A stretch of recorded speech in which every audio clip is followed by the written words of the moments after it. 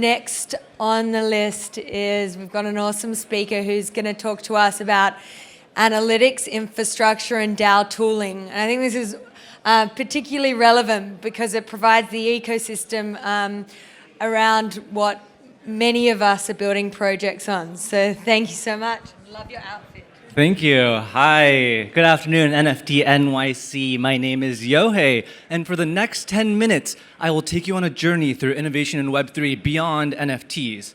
But before I dive into that, actually, it's going to be like 132 startups across 19 categories. It will be fast. It won't be comprehensive. I will miss your favorite startup. I'm sorry I missed it. My goal is that 30% of you, 40, 50, find 1, 2, 3 ideas that you look up later and are inspired by. As a quick introduction, my name, again, is Yohei Nakajima. By day, I run a venture capital firm. It's a pre-seed generalist firm called Untapped Capital. And I've been investing, we invest in early stage technology startups. And then at night and on the weekends, after I put my kids down, I run a 10K NFT project called Pixel Beasts, which started as a community of VCs and founders. But because there's so many founders in there, we've integrated, tested a whole bunch of technologies. So we're the first integration into a metaverse farming game. We have 3D Pixel Beasts that'll be interoperable, merch, all that. But that's enough about me. Let's dive in. We don't have that much time.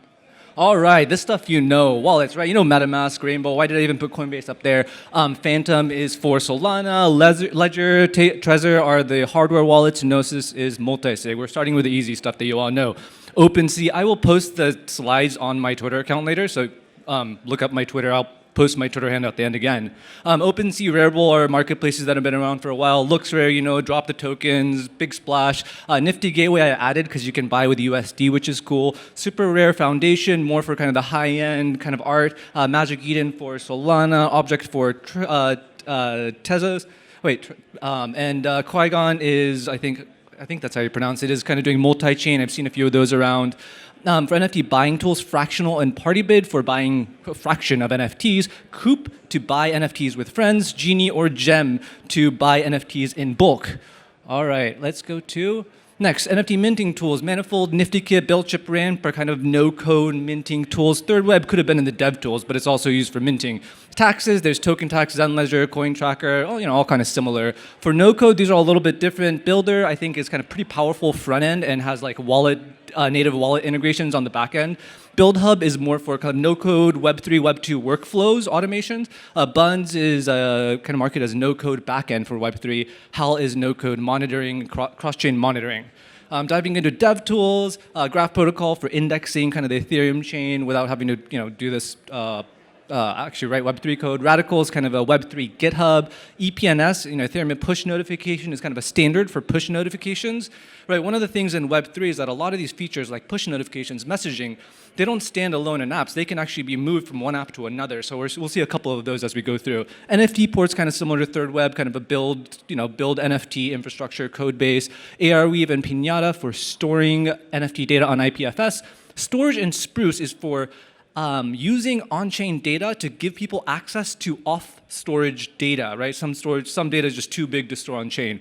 Formatic and Taurus are more around kind of the Web3 login flows. Decentology lets developers write dApps with just JavaScript. For DAO management, you have Boardroom and Wonderverse. Then you have Squads for Solana. Sobol is around DAO governance kind of organization structure. Oracle Protocol is also DAO management, but they kind of have this idea around managing pods, which is pretty interesting. Agora builds DAO tools. Their first tool was Guild, which is kind of multi-layered token gating. Syndicate DAO is specific for investment DAOs. Commonwealth, Snapshot, and Tally are used for discussing and voting kind of discussions within the DAO. Treasury and payments, Juicebox is used pretty commonly for payments. Utopia and Parcel are good for payroll, kind of the recurring payment stuff. Superfluid and Splits I would fit into kind of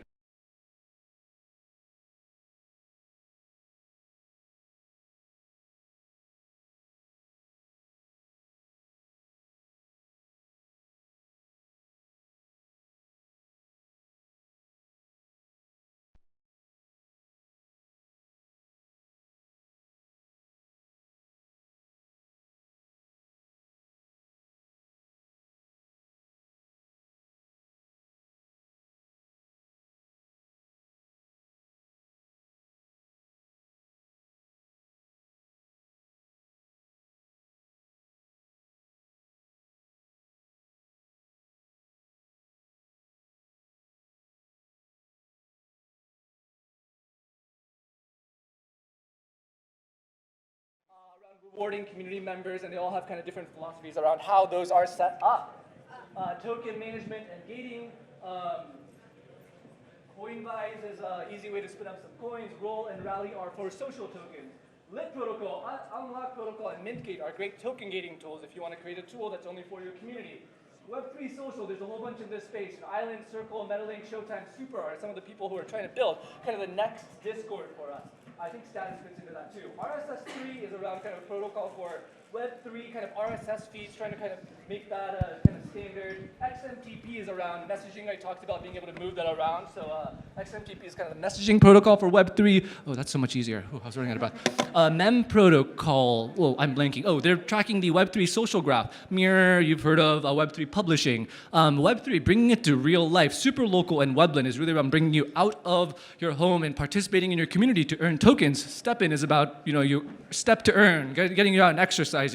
4K attaches NFTs to, I think, authenticated physical digital objects. Signet is an intelligent package tracker that uses the blockchain to track how products have moved through the supply chain. Boson Protocol is about selling physical products in the metaverse. Americana has these little NFT chips that you can attach to physical objects, I think, to essentially make them NFTs. Look them up yourself.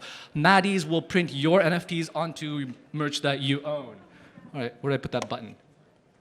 Metaverse, okay, we know these. Other Side, right, Bored Ape, Sandbox, Decentraland have been around for a while. Nifty Island is pretty cool. Interoperable, Freeland, it's a little bit different. That should be NFT Worlds, that's the one that's built on top of kind of Minecraft. Webaverse is built on top of kind of VR standards, so it's kind of the VRM space.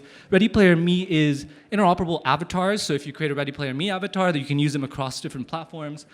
Speaking of interoperability, World Wide Web and Pixels and Galaxy Flight Club kind of fit into the 2D metaverses that you can play with various NFTs. For gaming infrastructure, kind of Forte and Stardust are really the gaming infrastructures. Mythical Studio is more of a studio, so I'm not sure why I put that in there. Maybe I'll add Swipelux, it's a pretty cool kind of widget that game developers can add to allow their game players to buy tokens for that game with USD directly within the game. That one's called Swipelux.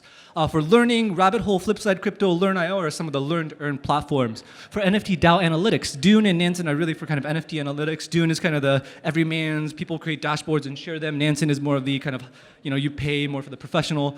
Floor App for tracking floor price. Rarity Tools, Rarity Sniper, you guys know. IC Tools for tracking NFT trends. Misteri Crypto Token Terminal, Sonar Token for tracking tokens. DeepDAO, DAO List for tracking DAO activity across the ecosystem. Music and media. Audius is music streaming. Royal is investing in music. Catalog lets you do both. Sound XYZ lets you invest in fractions of music. Arpeggi Labs is around on-chain music creation. Protocol and Agia are two of the ticketing ones. Oh, I talked to somebody from Tixology earlier today. They had us talk somewhere here. Amplestream is around managing the royalty and kind of making sure it goes to the right places on-chain. Shibuya is a really cool project. I think they launched last year here, right? Kind of the Black Mirror meets Royal for kind of media, I guess. And then Storyverse is kind of interoperable NFT story creation app, right? So you can kind of create animated Cool Cats, Bored Ape stories. Slush Token is about investing in writing works. So this is authors. Other industries, there's so much I just didn't fit in here, but Fabricaland is one of the people working on real estate. Carnomaly, they're working on a couple things, but I thought the kind of the Web3 Carfax was a cool idea. I know there's a lot of other categories like fashion, whatnot, but I think my time's almost up. So I hope you enjoyed that. Hopefully you heard one or two ideas that were interesting. I will post this on my Twitter. My Twitter handle is at Yohei Nakajima. I'll post it sometime later. I don't know if I have time for questions, but I'm happy to take some. Yeah, time for another question. All right.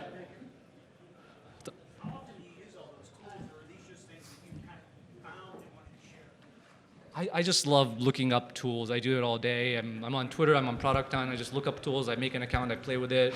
I track all the startups meticulously in a database, so I can easily pull them out and make things like this. Are there any Web3 games that have piqued your interest?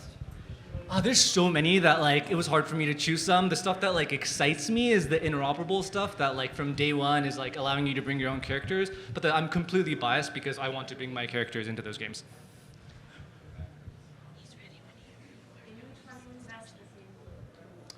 I invested in Pixels, the metaverse farming game, and we invested in a Web3 company called Emerging Impact that uses the blockchain to do DeFi in kind of third world countries around kind of humanitarian aid. I think I've got a couple more. Last one. Very impressive. Thank you so much. So if you're gonna invest, like, what is the top 3 investment area for you? This venture area, right? I think the Web3 productivity space is exciting, but that's candidly because I'm a productivity nerd. I mean, gaming is exciting, but there's a lot of stuff. It's hard to say. I mean, I think to some extent, I'm excited about like the newer industries. Like I'm excited to see what happens in healthcare. You know, I think these are kind of moonshot ideas. Yeah, thank you. Cool. Thank you very much.